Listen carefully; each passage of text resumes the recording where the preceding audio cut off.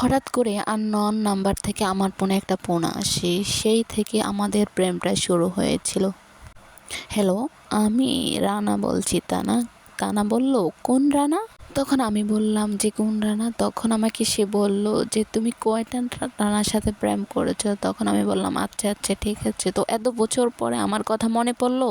তখন আমি বললাম যে কেমন আছো? তখন সে বলল যে আছি কোনো রকম। ফোনের গ্যালারিতে পুরনো ছবিগুলো ঘাটাঘাটি করতেছিলাম, তখনই তোমার ছবি আমার হাতে পড়লো। ছবিগুলো দেখে বুকের ভিতর মোচড় দিয়ে উঠলো। একটা সময় এই মানুষটার সাথে কত কথাই না হতো, কিন্তু আজ কত বছর হয়ে গেল এই মানুষটার সাথে যোগাযোগ নাই। তাই ফোন থাকায় তোমার নাম্বারটা বের করে একটা কল দিয়েছি।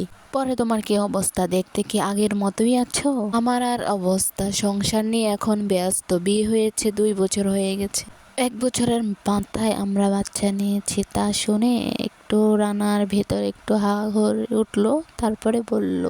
তারপর আমি বললাম যে কি হয়েছে? তখন সে বলল না কিছু না, একটা সময় এই মানুষটার সাথে কত স্মৃতি না সময় আসেছিল আমার, এই মানুষটাকে আসলে স্মরণ করা এখন ঠিক না। তখন আমি বলে উঠলাম যে কেন?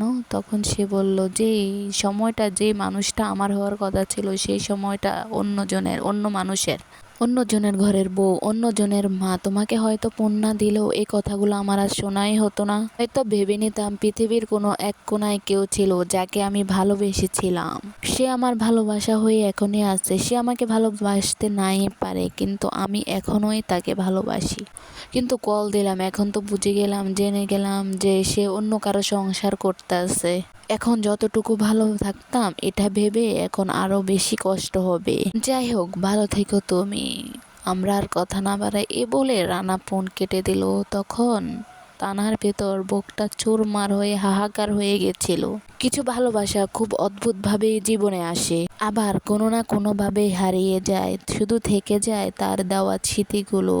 তাকে মনে পড়ে যায় গ্যালারিতে থাকা পুরনো ছবিগুলো, পুরনো স্মৃতিগুলো। এগুলো কখনোই বলা যায় না। অথবা পুরনো মেসেজ, আর থেকে যায় ফোনে তার পুরনো নাম্বারটা চেপ করা। ডায়াল কলে হাজারো স্মৃতি থাকে, ওই নাম্বার জুড়ে হাজারো মেসেজ থাকে। তখন খুব করে মনে পড়ে যায় আর জানতে ইচ্ছে করে সেই মানুষটা কেমন আছে আজও আমাকে ছেড়ে। সে কি আজও আগের মতন আছে, যাকে একটা সময় আমার করে পেতে চেয়েছিলাম? যোগাযোগ করার সর্বদা চেষ্টা করি, কিন্তু হয়তো পারি না।